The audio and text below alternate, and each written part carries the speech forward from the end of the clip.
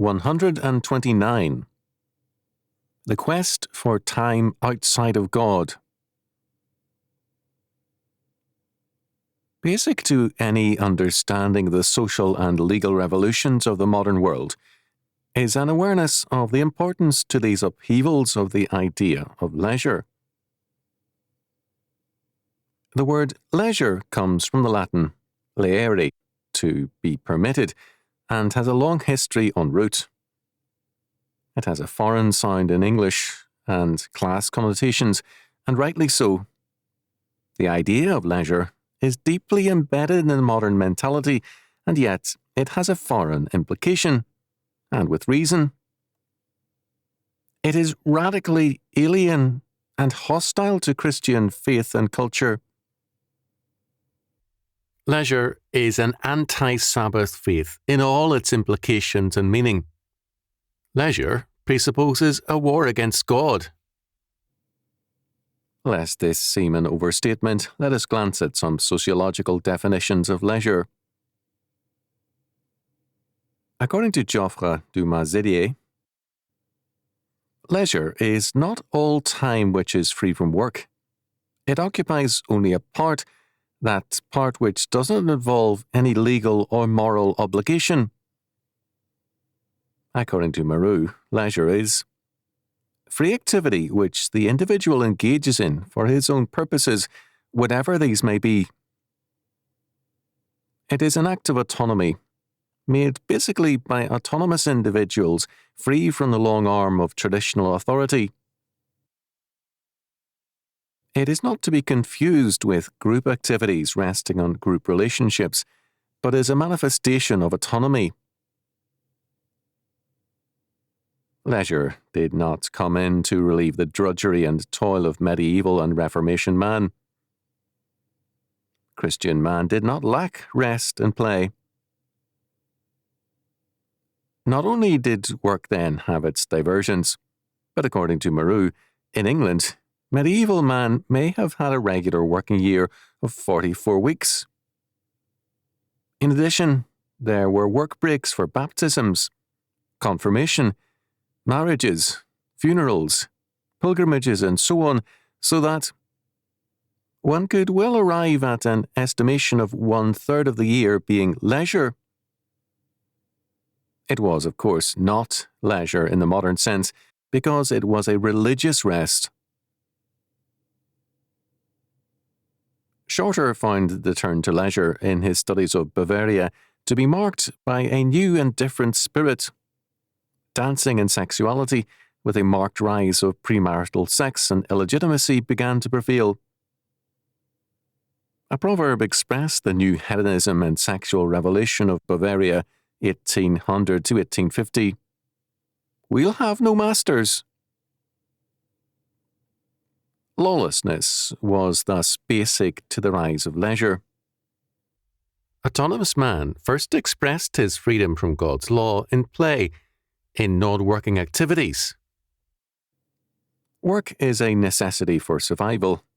However, man may dream of a work-free world and work towards that end. He is still tied to work. As a result, his immediate act of separation from God's law is leisure, autonomous activity apart from God. During the 1960s, one of the basic demands of the student movement was for education, not for work or war, but for equality and leisure. The insistence on leisure very quickly took the form of the sexual revolution. In the early days of the Berkeley movement and the ad hoc committee's demands concerning the Triple Revolution, the emphasis on leisure in general was more pronounced. However, the revolt was a revolt against authority, including parental authority. The leisure of parents, activity outside of God, meant travel abroad or to resorts, the theatre, and entertainment of various sorts. The student rejected these parental forms. Travel thus was retained, but by bumming rides, not by plush jet planes. The theatre came to be a theatre of protest and warfare against the establishment, and so on. The goal was still leisure, play activity outside of God, but a new note, always implicit in the past, now came to the forefront.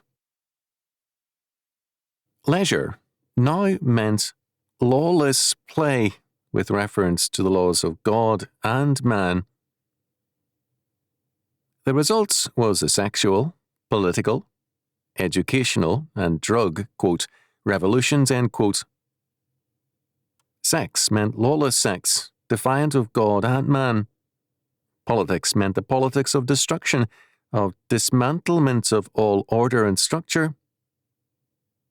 Education means the free universities of the 1960s, which often taught the same basic humanism of the universities and the same radicalism, but with a fierce desire to be somehow independent, different, and outside the established order. Drugs meant a departure from orderly mental processes and a defiance of laws. Many students who dislike marijuana, for example, felt it was necessary to sample pot occasionally in order to maintain status with their fellow students. Leisure is thus an attempt to escape from God's world of law and grace. It is an attempt to ground man in his supposed autonomy. Leisure activity becomes more and more imaginative in its lawlessness, and man seeks to build his great community around the principle of man's freedom from the kingdom of necessity, that is, from God's world of law. Man's dream of rest is thus total leisure, totally free and autonomous activity outside of God, with a world of slave machinery doing all the work. Perfect automation and perfect leisure is the goal. The Sabbath principle is anti-autonomous and anti-leisure. The Church is, by and large, anti-Sabbath in that it orients the Sabbath to the Church and worship rather than to God and His sovereign purposes concerning the Sabbath. Hebrews chapter 4, verses 4 to 10 make clear what the biblical faith declares. For he spake in a certain place of the seventh day on this wise, and God did rest the seventh day from all his works. And in this place again, if they shall enter into my rest, they shall never enter my rest, Moffat. Seeing therefore it remaineth that some must enter therein, and they to whom it was first preached entered not in because of unbelief. Again he limiteth a certain day, saying in David, Today, after so long a time, as it is said, Today, if you will hear his voice, harden not your hearts. For if Jesus, Joshua, had given them rest, then would he not afterward have spoken of another day? There remaineth therefore a rest to the people of God, for he that is entered into his rest, he also hath ceased from his own works, as God did from his. It is apparent, first, that the Sabbath, which means rest, has reference to two things, rest and time, and the two are inseparable. If we concentrate only on the aspect of rest, we lose the meaning of the Sabbath. It has reference to sevens, the number of fullness, the seventh day, the seventh year, 7 sevens of years, and then the Jubilee. Thus, the Sabbath contemplates the fullness of God's work. It commemorates the completion of the work of creation and also the work of redemption. The Sabbath marks the end of the creation work. It also marks the deliverance of Israel from Egypt and the resurrection of Jesus Christ and his victory over sin and death. The Sabbath, thus, is a foretaste of the fullness of God's work and the new creation. It rejoices in the first creation and its regeneration and glorious calling in Christ. Second, we are to rest from our works, as God did from his. God's creative work was ended, and it was all very good, Genesis chapter 1, verse 31.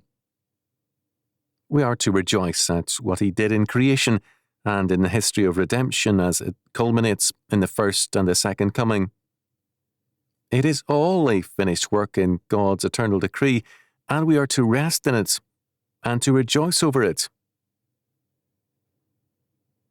There is therefore a cessation of work. We rest from our labours, knowing that he has already ordained and accomplished all things. Known unto God are all his works from the beginning of the world. Acts chapter 15, verse 18. Thus, on the Sabbath, we not only do not work, but we also do not plan. We rest in God's predestined plan. We become aware of and confident in the past, present, and future under God, because we are mindful of eternity and God's eternal decree of predestination. We rest in that by faith. The future is not in our hands, but the Lord's. We cease from our work and our planning because it is God's plan we contemplate. Third, the Sabbath thus is not destructive, but instructive. Our Lord, in terms of Exodus chapter 23, verses 4 and 5, and Deuteronomy chapter 22, verse 4, and their known meaning, declares, And behold, there was a man which had his hand withered, and they asked him, saying, Is it lawful to heal on the Sabbath days? That they might accuse him. And he said unto them, What man shall there be among you that shall have one sheep, and if it fall him to a pit on the Sabbath day, will he not lay hold in it and lift it out? How much more then is a man better than a sheep? Wherefore it is lawful to do well on the Sabbath days. Then saith he to the man, Stretch forth thine hand. And he stretched it forth, and it was restored whole, like as the other. Matthew chapter 12, verses 10 to 13. As we rejoice in past, present, and future under God, we do not destroy that past, nor limit the future. We rejoice in God's providence in our past, and we maintain it by rescuing the calf or sheep. We perform works of necessity, such as power plants, hospital work, and the like. We do not work or plan for tomorrow on the Sabbath. We do honour and maintain the past and the present by works of mercy and necessity. We do feed hungry animals on the Sabbath, but we do not plan for their tomorrows, nor ours. We cannot use the Sabbath as an excuse to decapitalize or destroy. Our works of mercy and necessity are instructive in purpose rather than constructive, because they make us mindful of how blessed we are and how much there is in the Lord's provision for us. Fourth, the emphasis on time in the Sabbath makes us mindful that all time comes from God's hand. The Sabbath rest is a way of declaring to the Lord, with David, My times are in thy hand. Psalm 31, verse 15. All time is holy time because all time is from God, totally governed by his decree, and to be lived in terms of his calling. In Sabbath time, we rejoice that time is from God and is totally controlled by him. Leisure time is thus an impossibility. There is no autonomous time, no time outside of God. Hence, all attempts at leisure represent efforts to escape from God and to create in that leisure time a centre of autonomy from whence the world can be made autonomous. Leisure time in the modern world is increasingly evidencing its inner link to the old Saturnalia. In the Saturnalia, man sought to renew himself by total chaos, by a radical autonomy from God's world of law. Macrobius, writing on Saturnalia, held that, according to, quote, natural science, at first all was chaos. End quote. The Saturnalia was a celebration of time, like the Sabbath, but it saw the rejuvenation and regeneration of time and history in acts of chaos, lawlessness, and autonomy. Saturn, or Chronos, is time, Macrobius wrote. The god Time, or Saturn Kronos, was assaulted and castrated by his sons, and thereby the world became fertile. The war against God and time is thus the key to pagan regeneration. It means ritual adultery, incest, homosexuality, and total lawlessness. When the peoples of Bavaria in the first half of the 19th century danced and then copulated, affirming, "We'll have no masters," they were setting forth the ancient creed of Saturnalia. The goals of leisure time have ancient roots.